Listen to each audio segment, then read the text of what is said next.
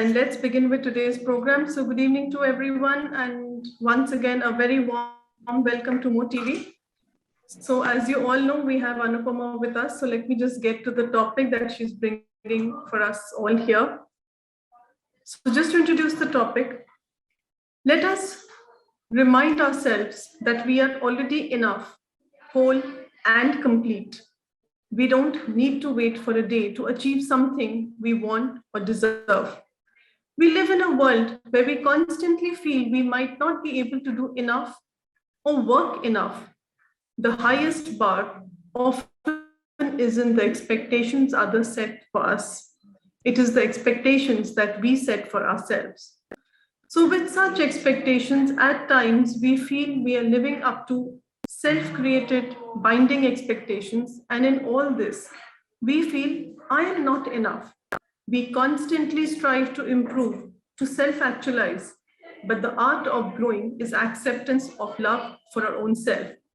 So, for today's session, we have with us Anupama Das, who's going to be taking the topic I am enough.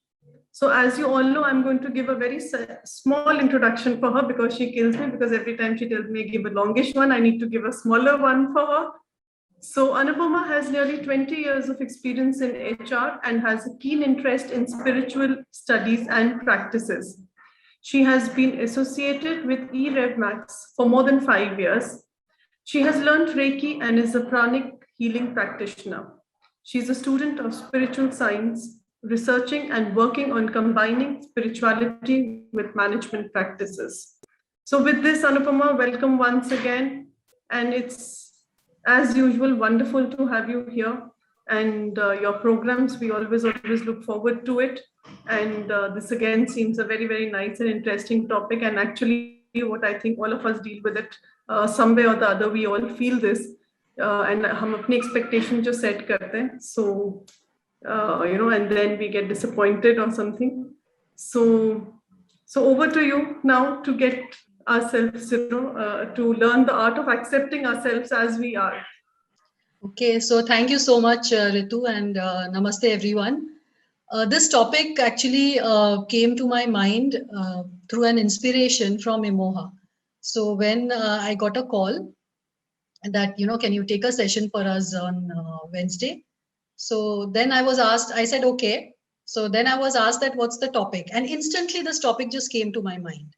So after that, today actually I've been struggling to put a structure to it and, to present it in a way that is different. But kuch to hoga, some intuition must have worked that I came up with this topic. So thank you all for this inspiration. So I am enough. Agar aisa, if we had believed in this right from the time that we started growing up, then today we would have been very, very different and very, very happy people. We would have all been, small Buddhas living in our own houses, right? When I look at my life and I think that whatever I have done, why have I done it? Whatever decisions I have taken, why have I taken them? Whatever I feel, whatever I don't like in my life, whatever I like in my life, why is it there? It is always because I have perhaps identified myself, my own self, with something which is temporary. But as a self, I am actually permanent. I can only grow, but I don't die, really. So the way I have approached this topic is slightly different. I have brought in a little bit of spiritual technology in this, little bit of knowledge that I have gained from my teacher. And I would like to share that with you today, and I hope that you enjoy it. So allow me to share a couple of slides. Okay, so the topic that we are going to discuss a little bit is I am enough. Ab isme, this has inbuilt a paradox. Okay, I am made up of very, very small units which are called cells, which themselves have smaller units which make up the cell. So a cell has a membrane, a cell has certain things inside, and it is made up of that. And all our organs are made up of cells. We ourselves are made up of cells. Okay. At the other end of the spectrum, we find that we have the infinite universe. And we are also a part of the universe. So if you look at yourself as a part of this huge universe, of which we have not seen an end, we cannot even imagine that it ends anywhere, don't we feel that we are extremely insignificant? And yet, we must have read this many times, we must have heard this many times, that the entire universe resides within us. So this paradox I find extremely interesting. And somewhere in our life, as we are living life, maybe as children, then we grow up, we became teenagers, we became, young men and women, we started working, we became family people, we perhaps, went into professions which were very, very different. We started contributing to society. So in all aspects of our life, we will find that we have been going through this pendulum of feelings that I'm so insignificant, and at the same time, I have the power to do anything. I'm sure that all of us in our life have had moments jahan pe we have felt this power. Okay, we have connected maybe with a higher source, and we have actually been able to do something which has surprised us only. That could we really do this? So in life, especially during the pandemic, I have realized this so much that we are keeping on swinging between this pendulum of I am nothing and I actually am everything. I can actually achieve anything. I can deal with anything. Okay, and I tried to approach this topic then from a different way. That in general, what do we feel? In general, what we feel is that I am actually not enough. Okay, so think about your day to day and think about all the things that happened today. How many times have you operated from a space that I am enough? Now imagine that we are like a vessel which is full of water or full of honey maybe, which is sweet. Okay, so we are full of something, and there is someone who has a glass, and we are pouring whatever we have into that glass. Okay, so always there will be people who will have their own vessel and they will be full of that, and there will be people who will want a part of that. That is the interaction we have in our daily life with everyone around us. Okay, now imagine if someone is wanting a glass of water from you and your vessel is empty, you really cannot pour from that vessel. And how do we know this? Every time that we get irritated or frustrated with a situation, every time perhaps that we get angry, every time when we compare our life with maybe someone else's, maybe very, very lightly, I'm not saying this in a very serious way, but these thoughts keep on crossing our mind. That if I interact with someone, I feel that, maybe that person has something which I don't have. Or maybe, if I had made these decisions in life, maybe I would be in a different place. So every moment of our life, I think maximum thought that is there, or the space from which we are operating, is that I am not enough. And in my pranic healing studies, I have come across a beautiful affirmation, which is known as the soul affirmation. So whatever I'm talking about today leads us to the soul affirmation, and that leads us actually to meditation. Okay, so I think you will agree with me that most of the time we are operating from a space of I am not enough. And why is that? Because what do we normally compare, or what do we not feel enough in? Sometimes it is the body. So when we identify ourselves with the physical body, we are always feeling that we are lacking something. Our height is not as much as it should be. The color of our skin is not what it should be. The body proportions are not what they should be.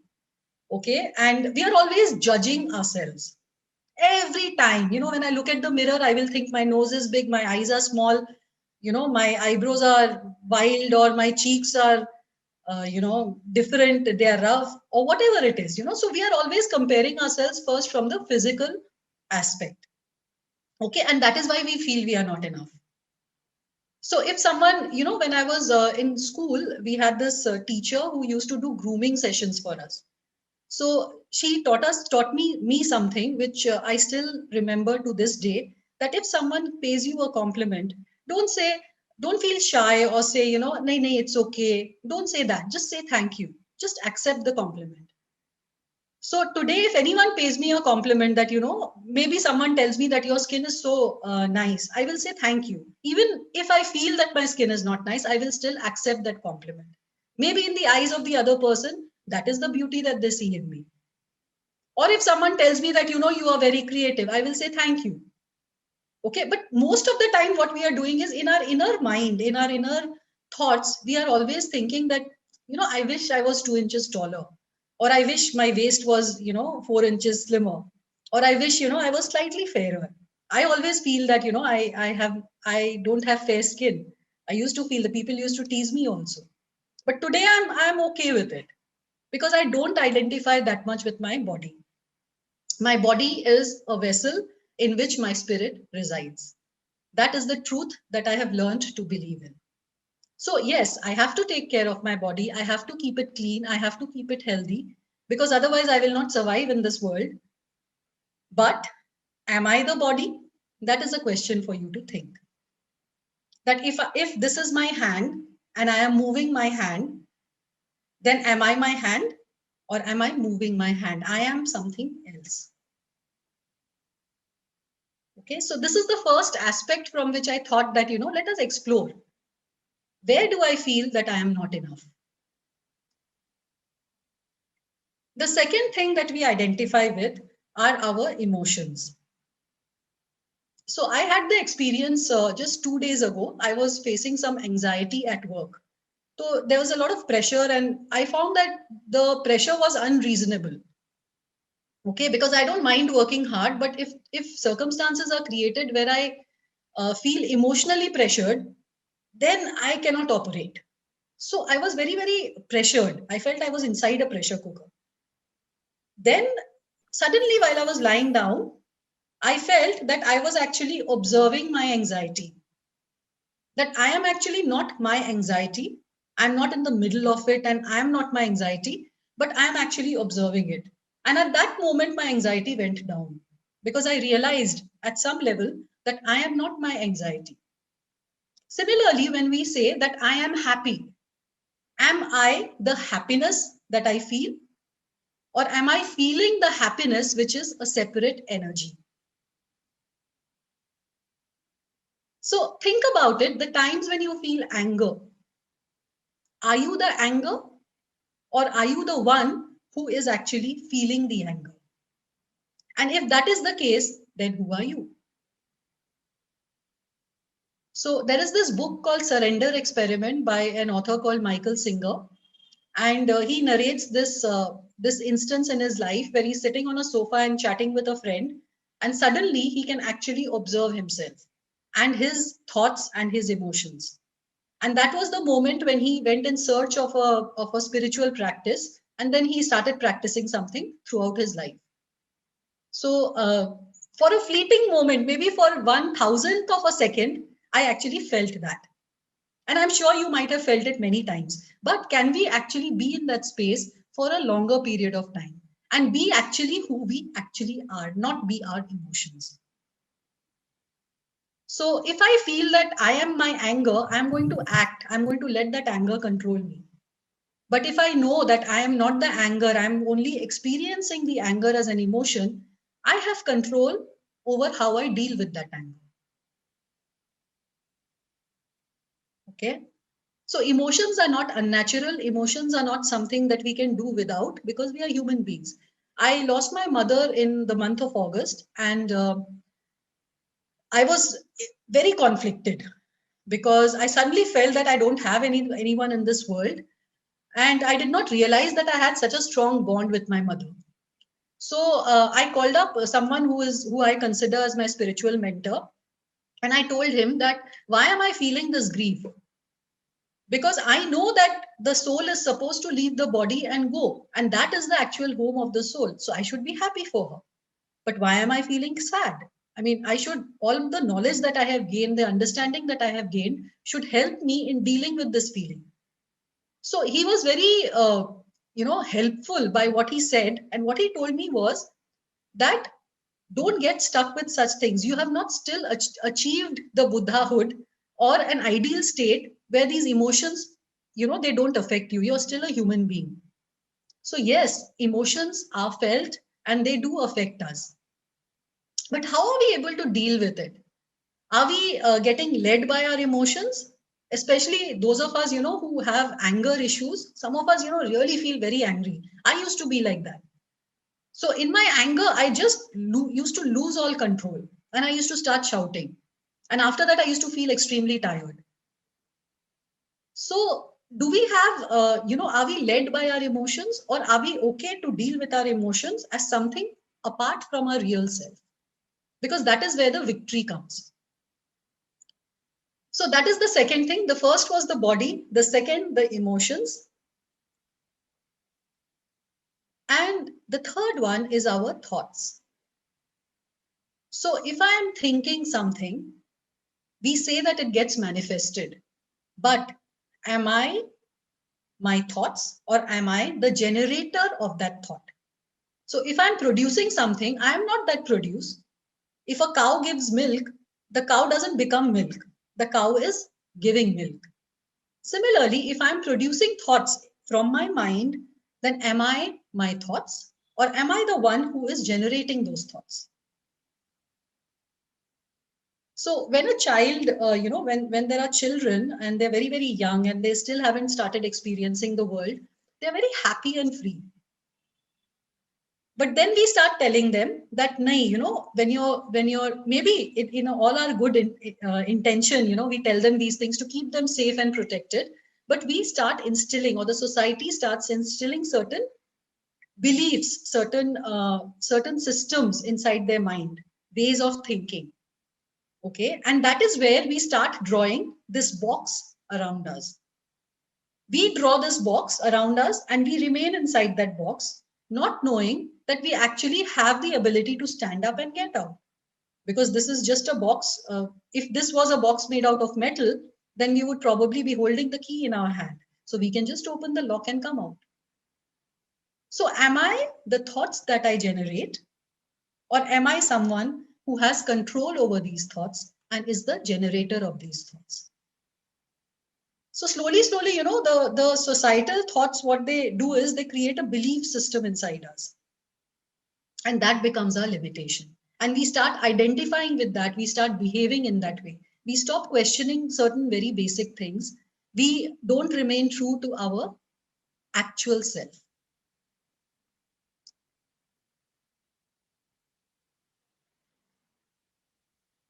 Beyond the thoughts is the mind. So are we even our mind? Or is the mind just an instrument of our true self, of our soul, to understand the world around us, to manage ourselves in the world around us? So is the mind an instrument, or is the mind what we actually are? Please think about it. So am I my mind? Am I going to be governed by my mind, or am I the master of my mind? So, when people have very basic addictions, like I may have an addiction, I like eating supari, and I'm a compulsive eater of supari, for instance. Okay, I've seen many people like that, and perhaps, I also like eating that. But supposing, someone is addicted to something, they are actually prisoners of their mind. And they justify everything by saying that this is the right way, this is how it should be. Itna stress hai, why shouldn't I smoke? Smoking actually makes me feel better. But if we were uh, knowing our true self, the soul that we are, we would put the mind aside and we would say that, hey, mind, what are you telling me? I know that this is wrong for me. It is wrong for my physical body. Okay. If it's wrong for the physical body, then I, as a soul, have the power to not do it. I will not be governed by my mind. There are many practices that we have across the globe, which have been going on for ages, but we don't question that. There are people who question it, but there are some people who just blindly follow those practices. So the mind is an instrument of the soul. The mind is not who I am. I am not the mind.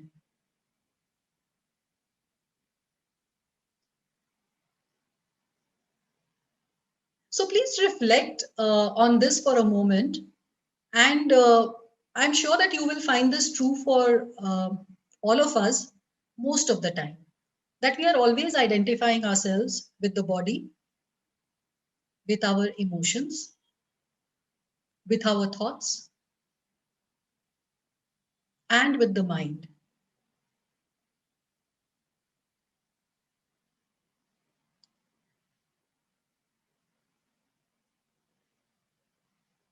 Whatever you're feeling right now, think that you're actually looking at it, whatever your feeling is, you're actually looking at it like a bird sitting on a branch, and you're looking at that feeling. If you're able to do that, you will feel a sense of peace, because we would have detached ourselves from that feeling and we would be our true self. This then brings me to the soul affirmation, which I was talking about. What does the soul affirmation say? It says that I am that I am. I am not the body. I am not the emotions. It is true, no? Like if I move my hand, I don't become my hand, right? When someone passes on, we maybe deal with the physical body in a certain way. Why does the body actually disintegrate after a person passes on? Why does it happen? If I am the body, where do I go?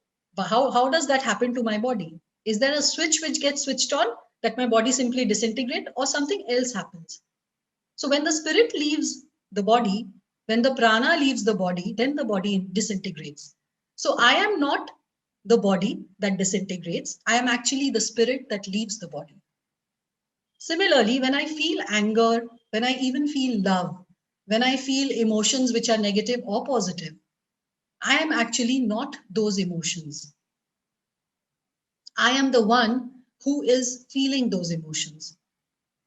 So I have an energy field around me through which I can feel those emotions, I can sense those emotions, and my mind processes it and tells me that, look, this is anger. We've given it names, right? This is happiness, this is sadness, this is that, this is fear. So all these emotions that we feel are not the real self. The self is only sensing those emotions. I am not the thoughts. If I generate a thought, that becomes an energy body. It's like a cluster of energy, but I am not that energy body. So what's the point of getting stuck to our beliefs or our thoughts or our patterns? Because I am not that. I can create, recreate, I can create what I want. Similarly, I am not the mind. The mind is just an instrument of the soul. So who am I? I am actually the soul. I am a spiritual being of divine intelligence, divine love, and divine power. So you see a trinity over here, intelligence, love, and power, which is there in all religions. So you have Brahma, Vishnu, Mahesh. In Christianity also you have the trinity. Even in Islam you have this trinity. So you have this trinity in all religions, and something that is universal, irrespective of time, irrespective of geography, there has to be some truth in it. So I am a spiritual being of divine intelligence, divine love, and divine power. I am connected and one with my higher soul. So there is a soul, there is a higher soul. I am that I am. I am one with the divine spark within me. I am a child of God. I am connected with God. I am one with God. I am one with all. So when we feel compassion for someone, or when we feel compassion is not really pity, compassion is a sense of oneness with all creation of God.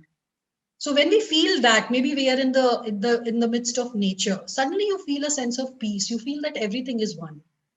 I'm sure you have faced that, especially when you are in the midst of nature. So when that sense of oneness is felt, that is actually oneness that we feel for all creation of God. And we somehow, we become elevated to a level where we are actually connected to God's energy. So because I am one with all the creation of God, because I am connected with God, I am one with all. So you and I are not different. What you do affects me, what I do affects you. Even if we are not related, we are not interacting on a day-to-day basis. We are all living in the same ocean. So anything that I do will actually have an impact on you. This is the truth, regardless of the capacity of the brain to experience the truth. So understand that the brain is, or the mind is just an instrument of the soul. So it has its limitations. It has to be utilized by the soul. So even if the brain logically does not understand it, okay, regardless of the capacity of the brain to experience the truth, I am that I am. Now from this, what do we understand? If this was to be I true, am a spiritual. if this was true, supposing hypothetically, supposing this is true, what does it mean? Now, when God created us or the human being, if we believe in a God, God created the human being, God created everything. It gave us a body which works on its own magically. Look at the way in which the body is designed, the way in which the eye is designed. No, I don't think any factory can produce something. A factory cannot produce everything that God has created. It will take us years to reach that level, right? So it is said in one of the books of pranic healing by our master that, you know, a rose is made of just 4 things. But any factory is not going to be able to produce a rose, even if they are given millions and millions of rupees. So look at the superiority of the one who has created us all. And if we are a child of that God, then how can we not be enough? But what comes in our way is our fixation with our body, that, you know, I am limited by my body. That is the fixation that we have. Our fixation with our emotions, that I'm actually limited by my emotions also. Our fixation with our thoughts, that I am actually my thoughts. So that becomes a limitation. Or that I am the mind, that becomes a limitation. So all these limitations, if we just get rid of those limitations, even for a moment, we can actually experience a tremendous amount of connectedness with everything. And like some of you who may have experienced this, I have experienced this in bits and pieces. I wish that, you know, my whole day goes understanding or in the space that, you know, I am actually the soul. Imagine spending a whole day not being associated with the body, not being associated with the mind, and not being associated with our emotions. So if we understand things from that perspective, how differently we would lead our day. I have tried this actually, keeping on reminding myself that I am the soul, I am the soul, I am the soul. For maybe, you know, I tried to do it for one whole day in whatever time I could. So whatever time that I could actually be in that space, I have been in that space. And that day for me has been absolutely like a meditation. So when I am a soul and you're a soul, I will not look at you as another person. I will not look at only your limitations, but your potential. And that is the way we will go on interacting with each other. So if this is the truth, what is it that prevents us from seeing this truth? If you go to a stream, you know, go to a river, a mountainous region, and there's a stream there which with very clear, crystal clear water. You go inside that water and you just shake the mud that is at the bottom of the water. So the entire water becomes muddy, and then you can't see the stones that are there at the bottom of the water. But you allow it some time, after all the dust settles, you can again see the pebbles. So similarly, for us to see the truth, the water, or we understand things through our mind actually, that is why the mind is an instrument. So our mind is full of so many thoughts and so many emotions that actually make the water very muddy. So any understanding that has to come to us from a different plane or from the universe, that has to go through that muddy water. And our brain is not, or our mind is not able to understand that. So in order to improve our intuition, to understand who we actually are, we have to keep our mind calm and free of thoughts and emotions. So that is why we meditate. So one of the purposes of meditation is to remove the unnecessary thoughts and emotions from our aura, so that the water through which we see things clearly, that becomes absolutely clear of all mud. And that is when we actually start seeing things clearly. When you live in a city and in the midst of a lot of traffic and a lot of people, and you suddenly go to a place like a forest, can you imagine you're in the city and then suddenly you're in the forest? Isn't there a difference? There's so much of silence. So silence is also a crystal clear, still water. That is what silence is. So we will practice one meditation now, which will perhaps help us to attain a certain degree of that calmness and stillness, which will improve our intuition and connect us actually to our true self. So this is actually the picture of, clear water and muddy water. See, on this side, when the water is muddy, you can't actually see through. But over here, you can actually see through, and the rocks below the water are also visible because the water is clear. Should I ask one question? Please. You said, I am not the body, I am the mind. But my people know me by my name, whatever is my name. So that is the body only. Yes, so yes. Every individual has got different shape and size and look. See, so I am known by my features only. So my name, isn't it? So my body, through my body only, people know me. But when I am saying that I am not the body, I am the mind, so where is that people identify me? How the people will identify me? My question is that. Yeah. So the ideal situation, if you see people who are like very evolved beings, they feel the same way for everyone. They don't feel a certain way for their family or people that they know, but they have the same compassion for everyone. Sometimes you may feel that how can this person not feel for their family when they are actually their wife or the. So there are many stories about the Buddha also, Sakya Muni. Yeah. Okay, that he left his family and he went. So I'm not saying that. I think what I understand from this is it's not that we are not the body. We are actually the body only.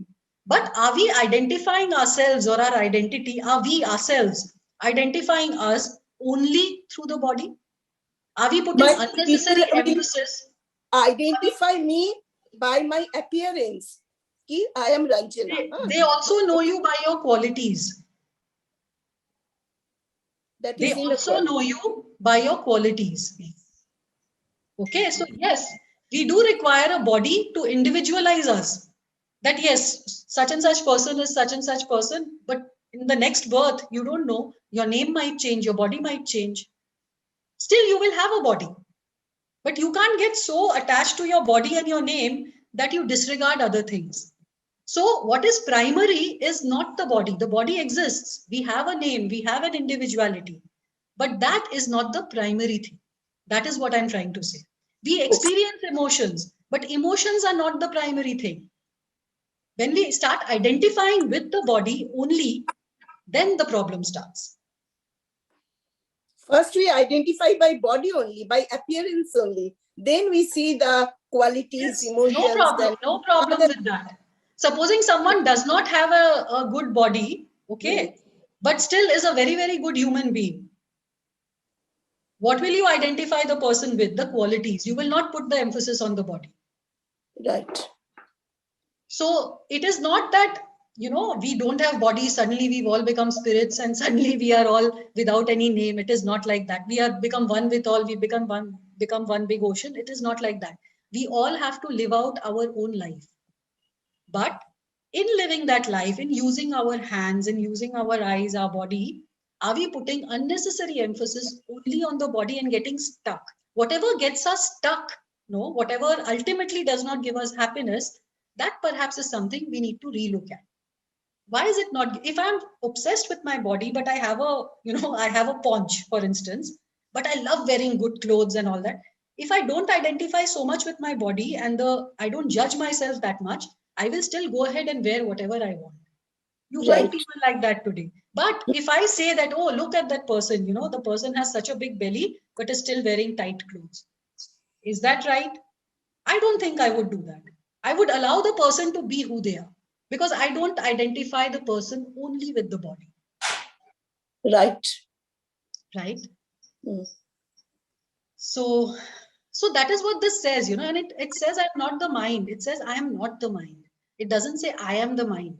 We use our mind for a purpose. But who is using the mind? That is the soul. So we are actually the soul. When we leave all these things, when we are on our deathbed and we leave everything behind, we leave behind the body. But do we cease to exist is the question. Just because the body gets burned, do we cease to exist, or do we? I mean, it's again controversial to get into that subject of reincarnation and stuff like that. But I mean, does it really happen? Let's just think about it. Let's just take it as a hypothesis. And whenever we feel that, yes, this is what the truth is for me, let us start believing that. But the question is that, do we cease to exist when our body disintegrates?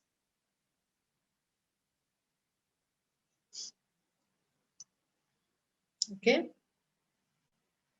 Do you associate this analogy of the water with times when you have been experiencing a crisis? Okay, and actually, whenever we are in a crisis or whenever we are very agitated, what do people tell us? Shanti se काम lo, just shant ho jao. Or if we are angry, people tell us just have a glass of water. Because what that does is that actually cools us down.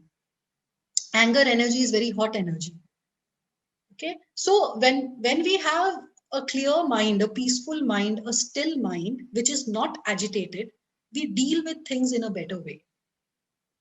But whenever we are agitated and we don't have a clear and a still mind, we normally don't take the right decisions. So I think this we all believe in, right? We can go back to our lives and see that whenever we have to take important decisions, it is also important to be in a good frame of mind, to have a still and peaceful and calm mind. Whenever we are taking important decisions, reading an important document, you can't read it when your mind is agitated. You have to have a stillness and a calmness in the mind. You have to remove all the other thoughts. So this is true, in our day-to-day life as well. So how much time do we have? We have about... Yeah. Anupama, we have good enough time. We can go ahead. We can wrap up the session by 6:20, 6:30 also. Okay, so then I would, I normally do the meditation. So quickly, like if you want me to play the audio, I can play the audio, or I can recite the meditation for you. So whatever is your preference, I can do that. But let us meditate together. So meditation, what does it do? Whenever whatever form of meditation we are doing, what it does is it actually cleanses our aura of unnecessary thoughts, unnecessary emotions. After a meditation, normally we feel more peaceful, more calm. Sometimes we feel happy. Sometimes we feel more grounded. So whatever our state is before a meditation, after we meditate, the process that happens is that it removes all our unnecessary thoughts and emotions. Okay. And when we are in that still water, we are like that still water, then we are able to heighten our intuition. What is intuition? Intuition is basically, so intelligence means that, there are people with eyes, they are looking at an elephant, okay, or there are people without eyes who are looking at an elephant, okay, and are saying, okay, this thing has 4 legs, it has a tail, it has big ears, so this is an elephant, okay. But a person who has eyes can actually open its eyes and know that it's an elephant. So intelligence means that there is some amount of analysis or processing that happens before we arrive at a conclusion. Intuition means direct knowing. And I'm sure that all of you must have experienced this concept of intuition in life, where you just know that this is what it is. You don't have to you perhaps do the analysis later on to validate that with the logical mind, but we just know. Okay. So I had an intuition about my mother. She passed away on the 9th of August. On the 7th or 8th of August, she was in her state, whatever state she was in, she was talking to her mother. So she was imagining she's with her mother and she's talking to her mother, which is my grandmother. And at that moment, I told my brother that I don't think we are going to have her for a very long time. I just somehow knew. So after that, when this thing happened on the 9th, and later on, like after a month and a half, when my brother and I were sitting and talking, then we discussed this, that how did you know? So I said, I just knew. So sometimes, in life, in small things also, we have this intuition. Like in a parking space, we are looking, it's lots of cars are there, but somehow, if you're peaceful and you're calm, you will somehow know where there is an empty space. My husband does this every time. Whenever I go to Delhi and visit him, whenever we go to crowded places, he will just know. He just closes his eyes. He will just know where there's a parking slot. And we always find a parking spot wherever, no matter how many cars are there. Touch wood. So intuition we are tapping into the energy or the thought or the resources of the universe. Our own mind is very limited. Our own knowledge is very limited. Okay, so when we tap into that internet of the universe, then of course the resources at our disposal are so many more. So we have direct knowing. Okay, so this meditation actually helps us to, first of all, generate good karma, because we are blessing the earth. We will imagine the earth like a small ball in front of us. We will bless it with lots of loving kindness, with love, with happiness and joy, and lots of good energies, forgiveness, with light, with reconciliation. So all these energies we are going to bless the earth with. So imagine if we are sowing these seeds, on the entire earth, what is the phal or the fruit that we will get? We will get those same good qualities or good energies in bigger amounts, amplified. Okay, like when we plant one seed, we get a tree. From the tree, we don't get one fruit, we get many fruits. And not in one season, we get in many seasons. Okay, so similarly, by sowing these seeds, we are actually generating good karma, which will manifest in our life in the future.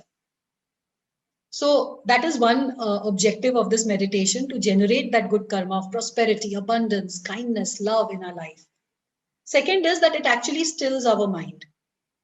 So in this meditation, what we do is we work with 2 chakras. We activate 2 chakras in our body, energy centers. So one is the heart chakra, which is in the center of our body like this, in the center of our chest.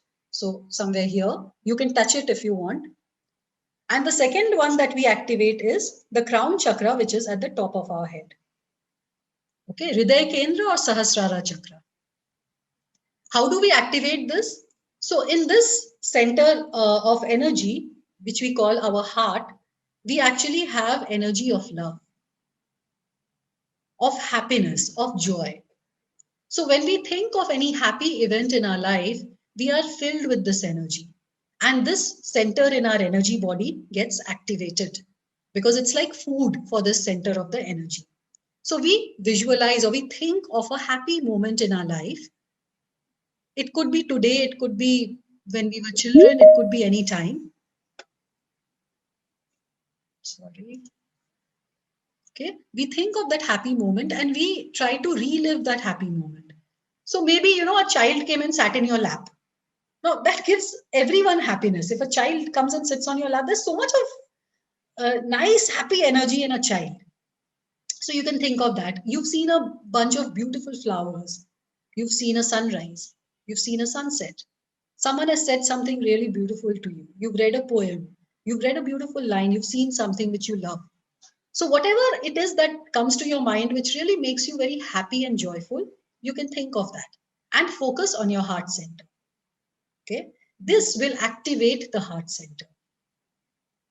What is activation? The heart center will become awake and it will start. So it will get a lot of attention. No, when people are given attention, they start acting very energetic and they start showing off. So this heart center will become activated. It will start doing its work even better. Okay. Now with this energy of the heart, we will then think about our crown center. And again, we will think of a happy moment. Because while the heart is the center of love for people that we know, it is the center of personal love, So our family, friends, relatives, colleagues, people we have known, our neighbors, everyone, the love or the feelings that we have for them, the goodwill that we have for them is felt in our heart center. From the crown center, we have feelings of love for the entire universe, for all creation of God. The crown center energy is what connects us to all creation of God.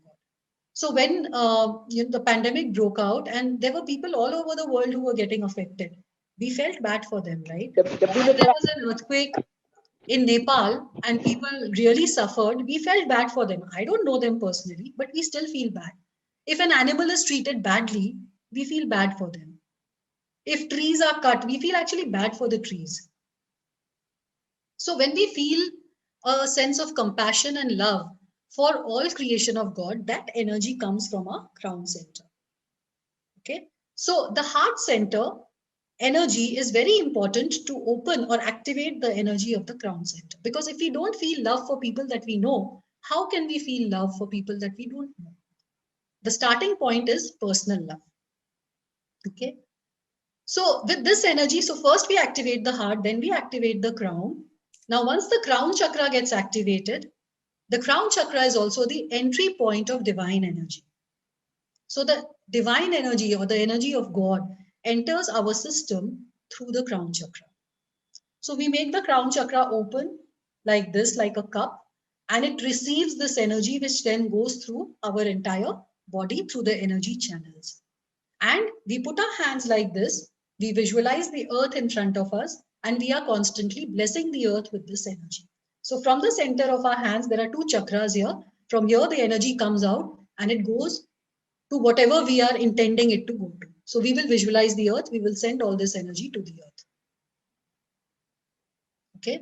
After doing this, so we'll talk about several energies. There will be the prayer of Saint Francis of Assisi, which will be recited. Those of us who have studied in convent schools, we know that prayer, Lord, make me an instrument of your peace. And we replace all the negative energies with positive energies. So it will all be said in the background. You don't need to make any effort to do that. Just keep your hands like this. In the beginning of the meditation, it will be said that connect your tongue to your palate. So the tip of the tongue should be connected to the roof of your mouth. And please keep it like that. Take off your glasses, take off your belts, watches, anything. Just relax and enjoy the meditation. After that, we will have a prayer and then we will start the meditation.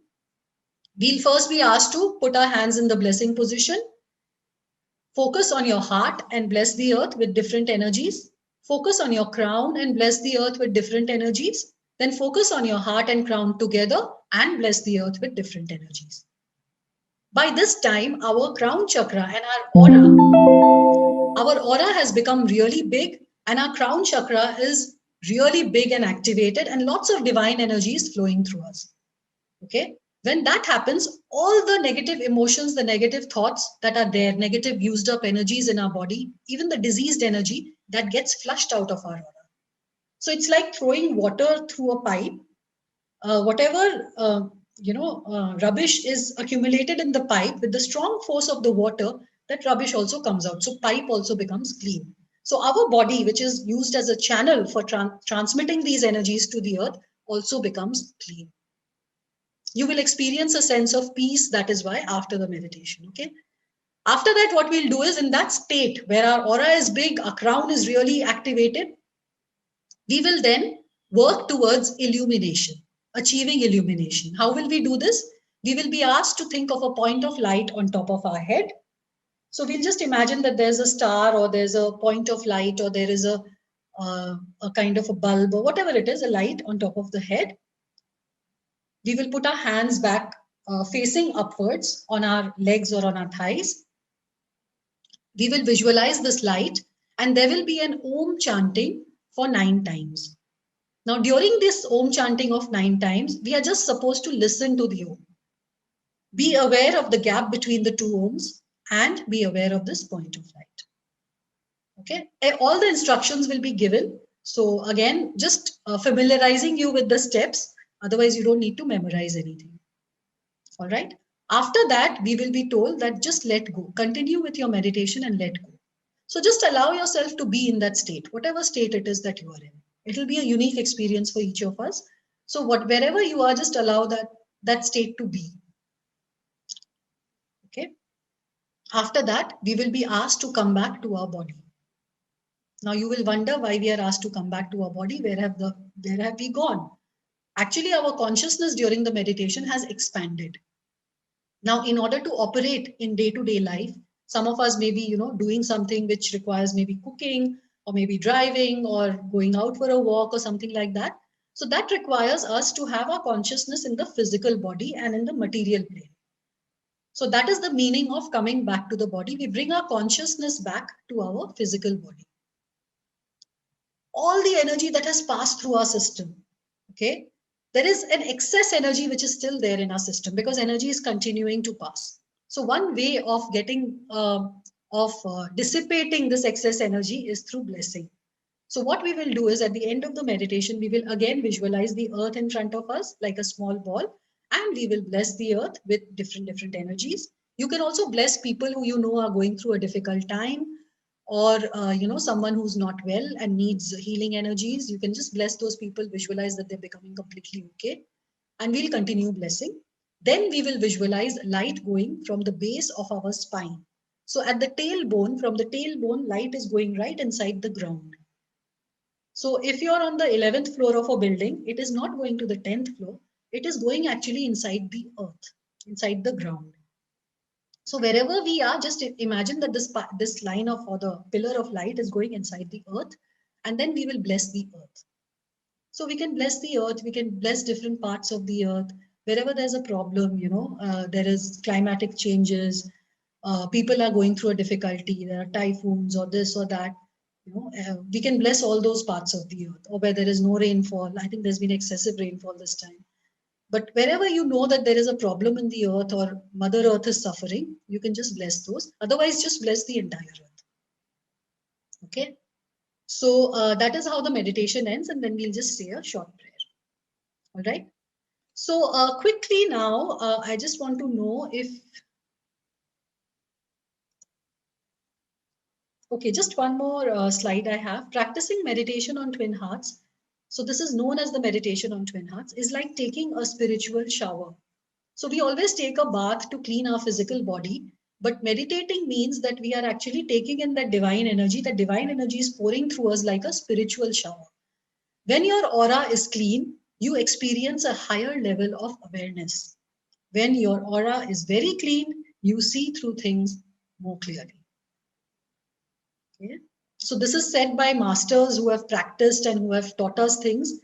It's not my words. The steps of the meditation I have already explained. And now we can start the meditation. So, any questions? Otherwise, I'll start. Do you want me to play the meditation in a voice, or do you want me to recite it? Ritu, what do you think I should do? I think you should go with the audio version. That will become very much clear. Yeah.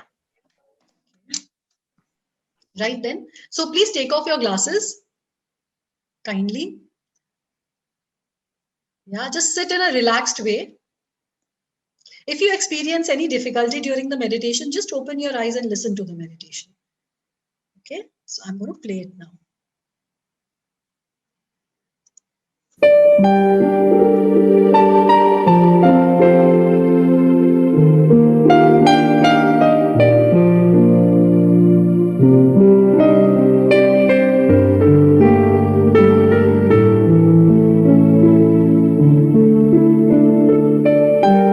This is Master Fa Kok Sui.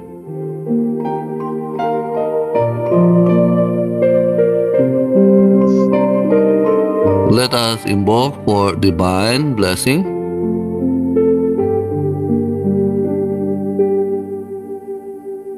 To the Supreme God,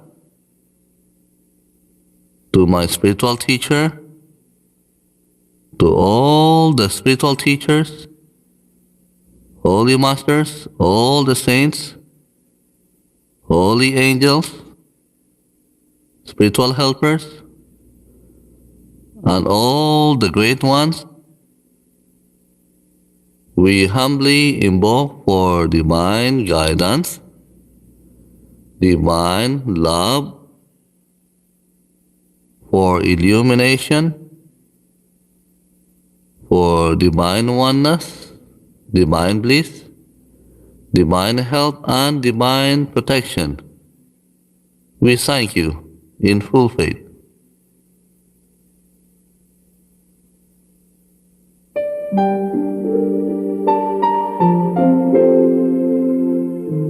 Connect your tongue to your palate. Recall a happy event.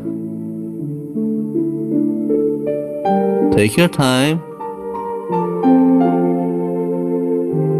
Re-experience the exquisite feelings of sweetness, of tenderness, and of love. You are smiling. You are filled with love and happiness. Very gently and lovingly, smile at your heart center. Your heart center is a being of love. Gently and lovingly smile at your heart. Say words of love and sweetness to your heart. Wait for the response.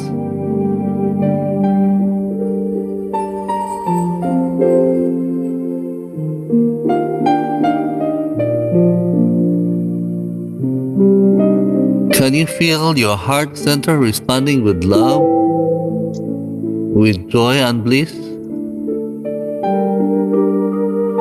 The feeling is fantastic.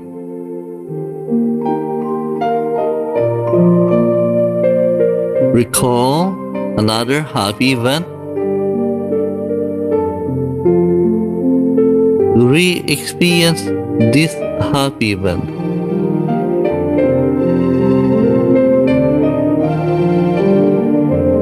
Smile at your crown center. Your crown center is a being of divine love. Say words of love to this being of divine love. Lovingly and gently smile at your crown center. Wait for the response.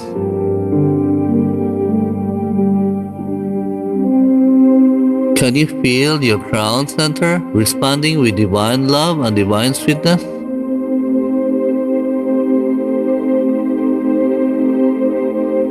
We are going to bless the earth with loving kindness. We will be using the prayer of Saint Francis of Assisi.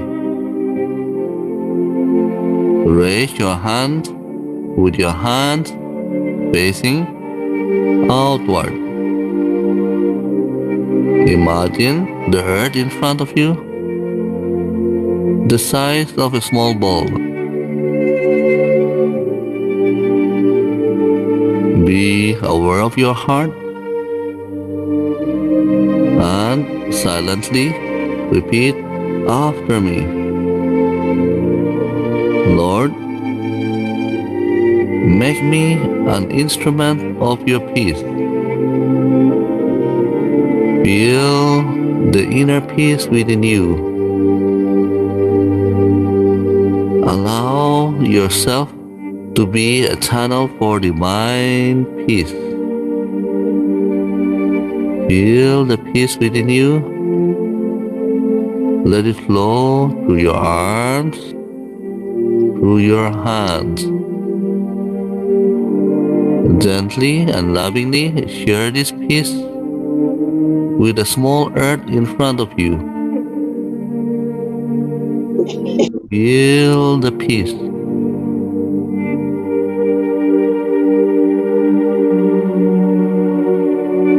Where there is hatred, let me sow love. Feel the love within you. Allow yourself to be a channel for divine love. Feel this love within you. Feel this love flowing from your heart to your arms and to your hands, going to the small earth in front of you. Bless the earth with peace and with love.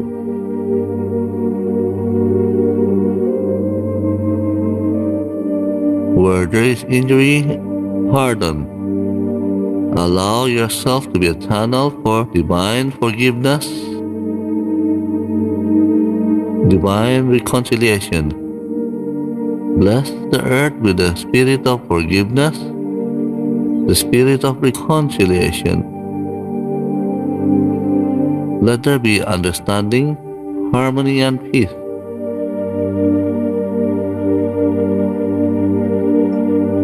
Where there is despair, hope, doubt, faith. Allow yourself to be a channel for divine hope and divine faith. Bless the earth with hope and with faith.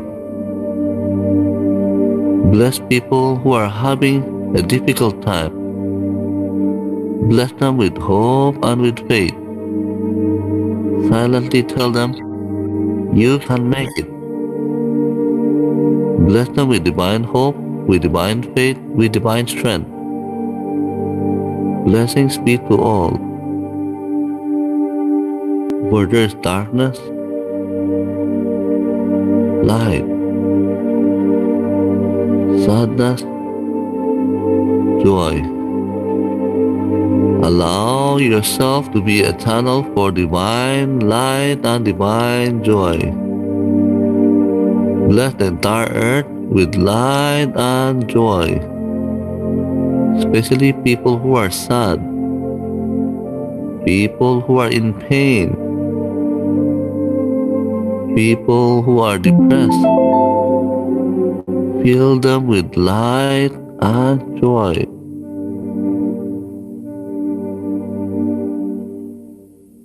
Be aware of your crown, the center of the crown. Imagine the small earth in front of you and silently repeat after me. From the heart of God, let the entire earth be blessed with loving kindness. Feel the divine love and the divine kindness.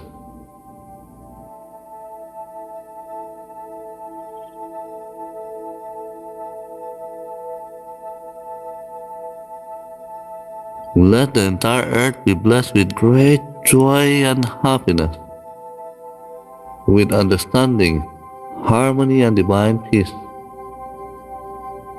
with goodwill and the will to do good.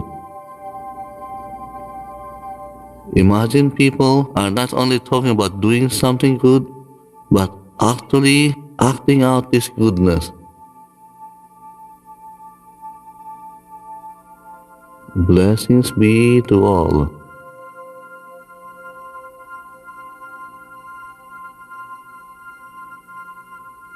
Be aware of your heart, your crown. Simultaneously, imagine the earth in front of you.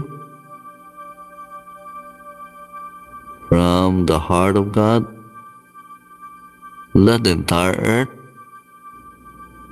let every person, every being be blessed with divine love and kindness. Imagine golden light from your hands going down to the entire earth, filling the whole earth with light, with love. From the heart of God,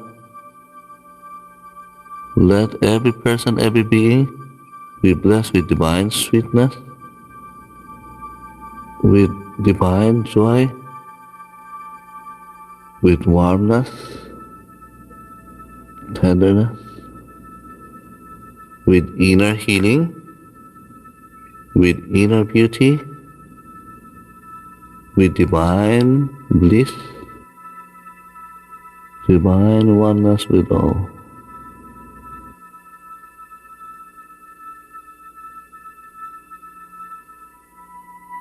Gently put your hands down.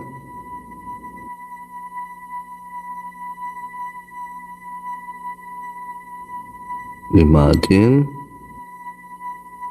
a brilliant star on your crown. Look at it gently and lovingly.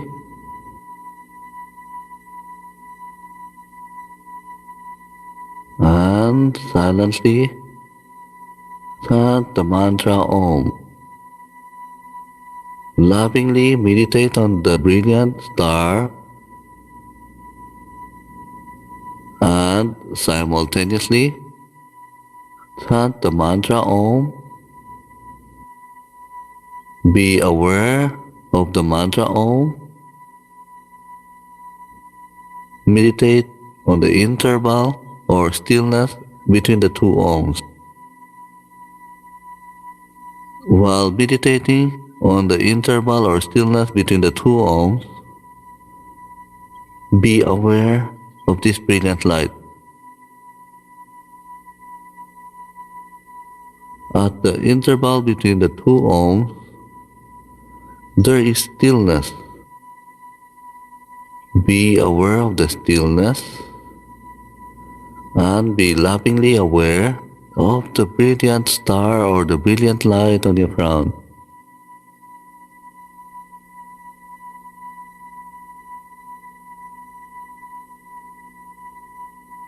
And let go.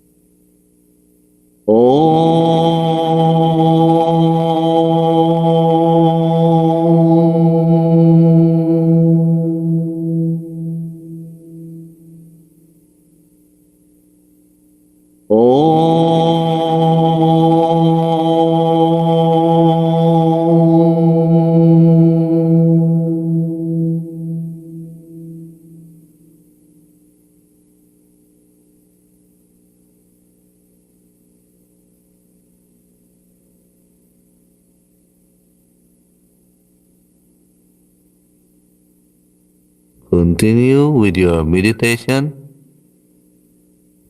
Relax and let go.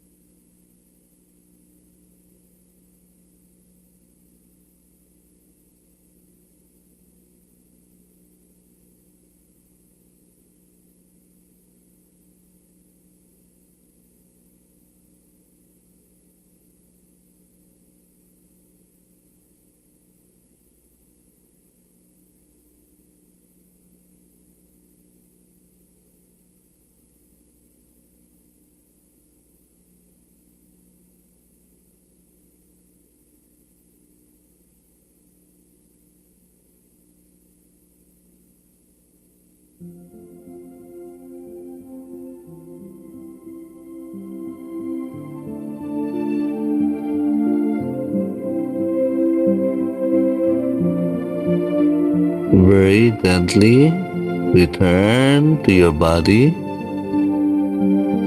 Gently return to your body now.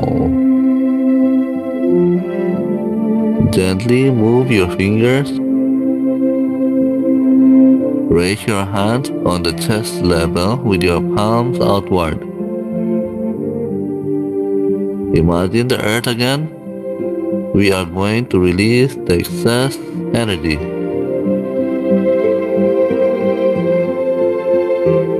Let the entire earth be blessed with divine light, divine love, and divine power. Let the whole earth be blessed with peace, order, spirituality, abundance, and prosperity. Let every person, every being be blessed with happiness, with good health, with spirituality, and abundance. Blessings be to all. Now gently be aware of the base of your spine and your feet. Imagine light going down into the earth, 3 meters or 10 feet. Silently say, let Mother Earth be blessed with divine light, divine love, divine power. Let Mother Earth be blessed. Let Mother Earth be regenerated. Blessings be to Mother Earth. To the Supreme God, we thank you for your divine blessing. To my spiritual teacher, all the spiritual teachers, holy masters, all the saints, holy angels, spiritual helpers, and all the great ones, we thank you all for your great, great blessings. Thank you. You may gently open your eyes with a big, big smile.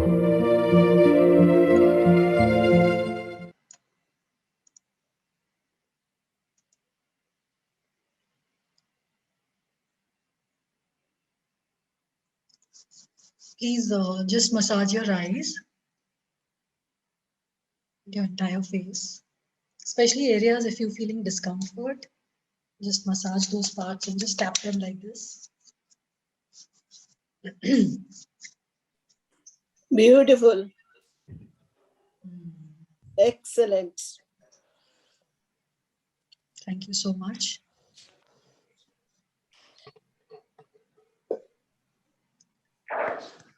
Thank you, Anupama ji. Thank you very much Thank you. for a beautiful meditation by the master. It is always a pleasure. I am also a Beautiful. healer.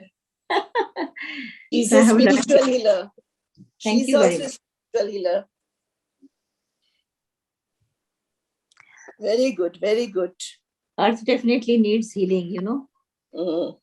It definitely needs. So, you know, when we meditate together in a big group, like 7 or more people Yeah. meditating together, we bring down energies which is equivalent to 100 or more people meditating. Yeah, definitely. So today, definitely. so many of us did it together. It was Yeah. really amazing. So thank you very much. Even Mother Earth is blessing us, you know. Thank you very much for a beautiful session. Thank you. Very good. Thank you. Thank you. God bless you. You are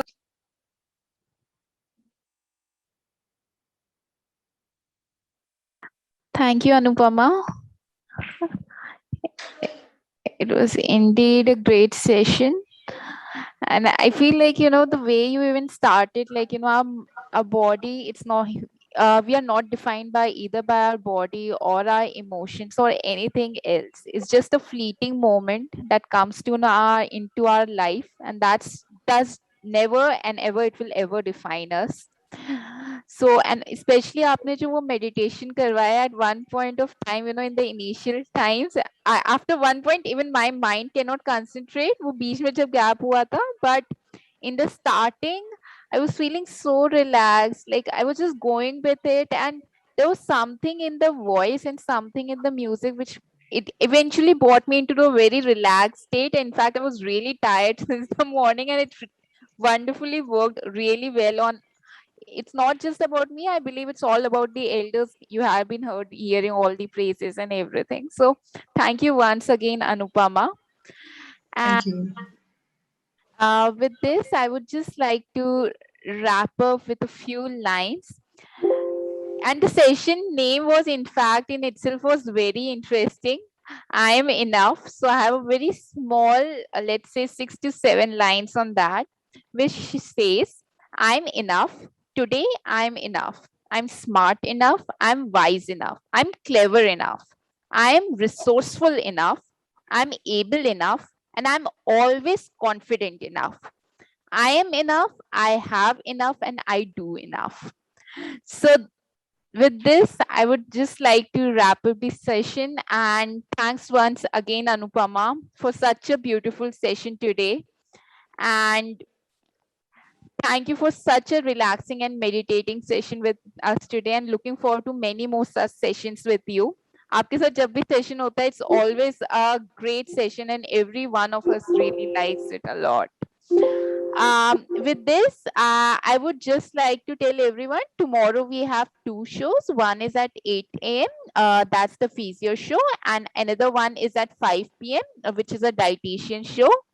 Till that time, thank you everyone for joining us today, and thank you everyone. Okay, bye.